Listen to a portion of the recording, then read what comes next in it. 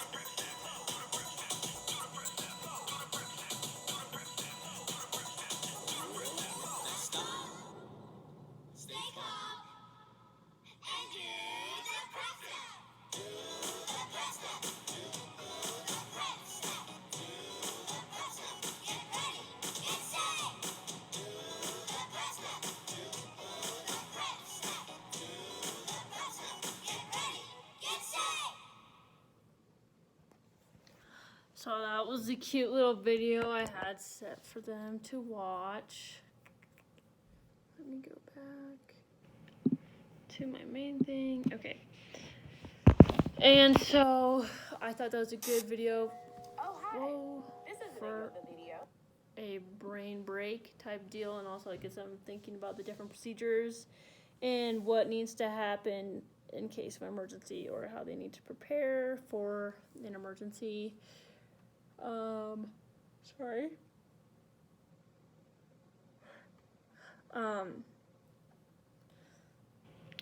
The input is that I will be putting together a slideshow with different steps that the students need to know and how to deal with in case of an emergency. So I will have how they would prep for different emergencies and stuff like that. So you're gonna have different ones, obviously, for a fire versus somebody who comes to rob you or something like that. There's gonna be different things, or just in case somebody has a heart attack, how they need to assist that person. And it's gonna be pretty simple. I'll give them different scenarios, and I'll let the kids obviously interact with the slides, and I want to hear what they have to say and what their ideas are and their previous knowledge about it. Then modeling, I'm going to model a prep step in case of a fire. So I'm going to do all 3 steps of the prep stepping for just in case of a fire. So the first thing I'm going to do is write down the ice contacts. This is in case of emergency, so I'm going to put down probably my mom, my sisters, and my dad, and my stepdad, and stuff like that. People I know who would answer the phone just in case something was in fact to happen. And then the second prep step is I'm going to actually be making a plan, like an escape route, or draw out a map of my house and just showing the different exits and safe places in my house. So my house is 2 stories, so I have 3 doors in my house total, and I have tons of windows, but I'm going to tell the kids that windows are technically exits in a fire because you can break them and then you can get out of the house safely. The third is I'm going to pack a to-go bag, and I am going to pack special supplies in case of emergency. So I'm actually going to be bringing in this backpack with all of these items. So I'm going to have a flashlight, non-perishable foods, water, first aid, maybe a jacket, and then obviously my ice contact that I just thought that was going to go in my backpack. And then, what else do I need in there?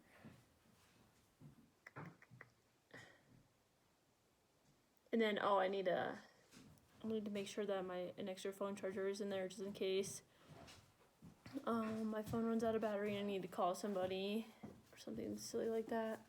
That would have been nice to know because my family was part of the Troublesome Fire, which happened in Colorado.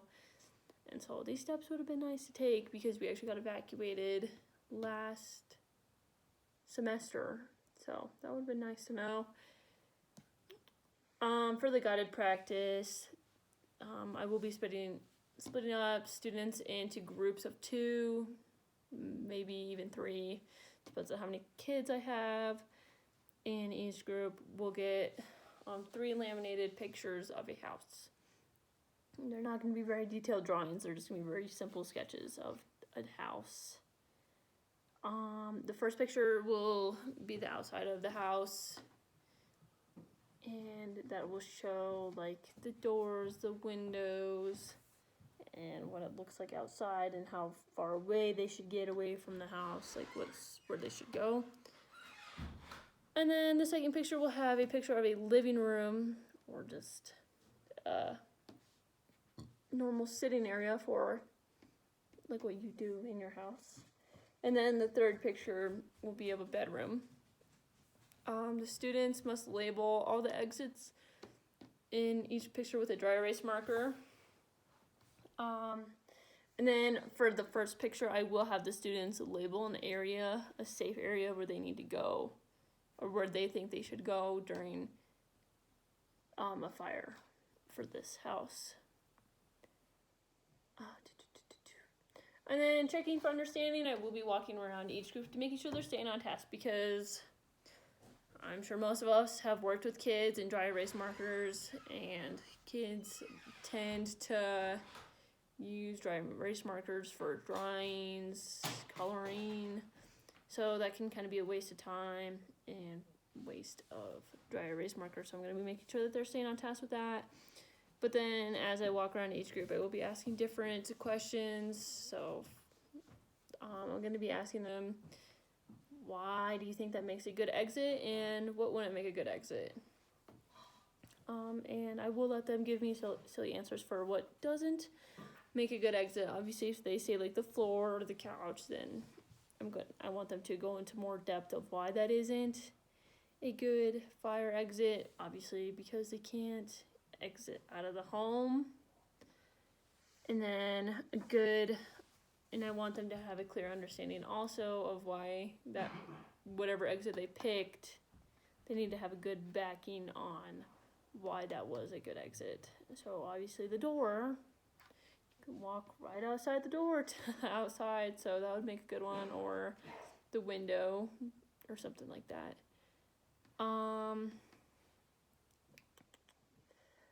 And then for the independent practice, they're going to get a worksheet I created. There will be pictures of different objects on them, and I want them to circle each different object that needs to go in the to-go backpack. So this is just a worksheet about what they think should go in the to-go backpack. And yes, there will be silly pictures, and I will show you that once I get that pulled up.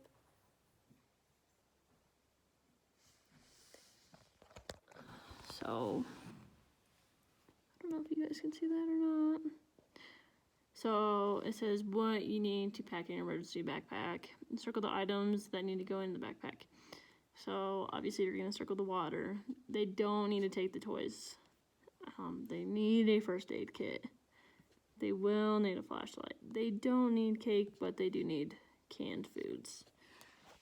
So, that's kind of fun. And then I'll be grading that. But that worksheet shouldn't take them very long.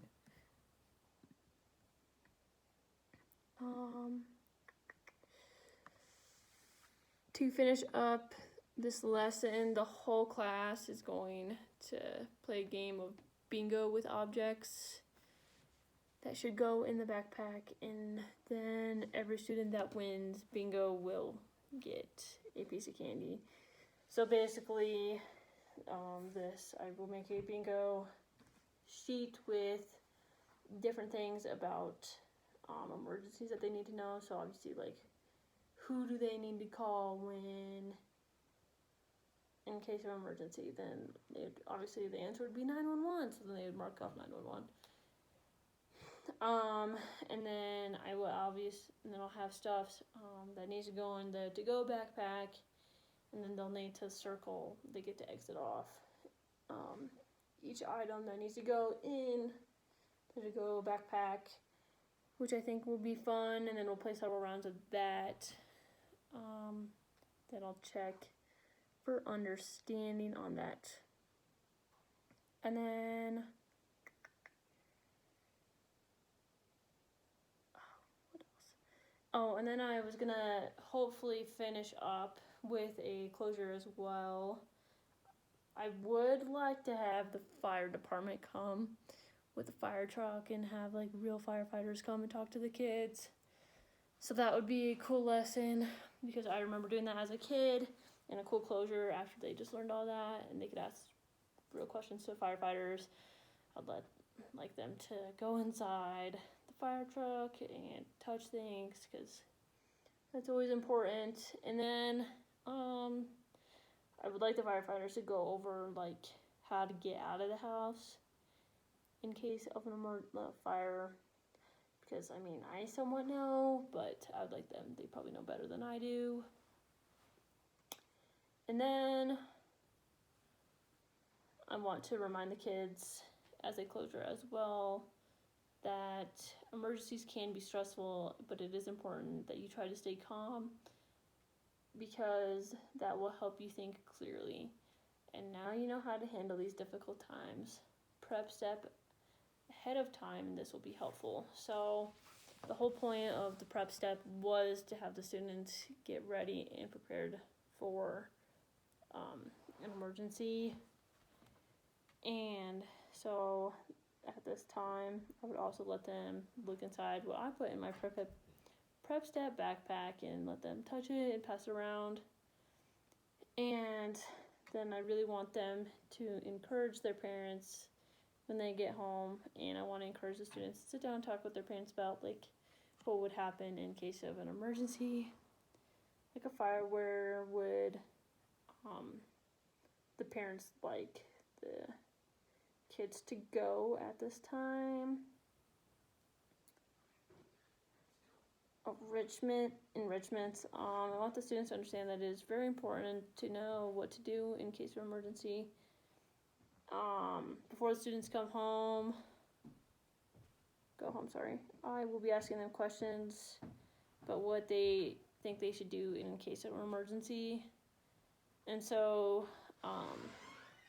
throughout that week period, because I'm gonna have this thing called Safety Week, and I will have like these like little tiny sticks with popsicle sticks is what they're called, with emergency examples on them, and or what like they would need to do it. So I would ask them questions about like, what do you think you would do in this emergency? Then I want them to know what they should be able to answer these, so they can go home, pack up and go home. They can even give me the simplest answers of like calling 911 or staying calm or prep step by packing my to-go bag with the essential items that need to be in there. And just the big really takeaway I want the kids to have is really take this part, prep stepping, to heart, because it really can impact what really happens in case of emergency, and it'll make things less stressful. Resources I need. Obviously the kids, I'll probably need, it depends on how many kids I have, but I'll need dry erase markers. I will need those pictures of the houses to be laminated. I will need a smart board, a worksheet that I made, the YouTube video of prep step, the bingo worksheet, obviously some candy, a slideshow, and students who are ready to grow their brain, and the firefighters, if they're able to come. The reflections on this lesson plan is that, once again, I really want the students to take this seriously, because you never know what you'll need to do when an emergency happens, and it'll take you by surprise. It is important for me and for them to know that they know how to handle emergency situations. Safety is very important, and this will only help them in the future. Students need to be paying attention, and they also need to be staying on task. And I know talking about fires and situations can be exciting, and sometimes I know the kids will find it funny to be like, oh my gosh, my house caught on fire. But I want them to understand that you can really seriously get hurt and endangered with these situations, because I feel like we don't go over enough of how to be safe. Because, I mean, I'm 20 and I got evacuated from my house, and I still was like in awe in what to pack. So this lesson plan really hit home, and I really want kids, like, you may think like I never thought I was ever going to be in a wildfire in my life, ever.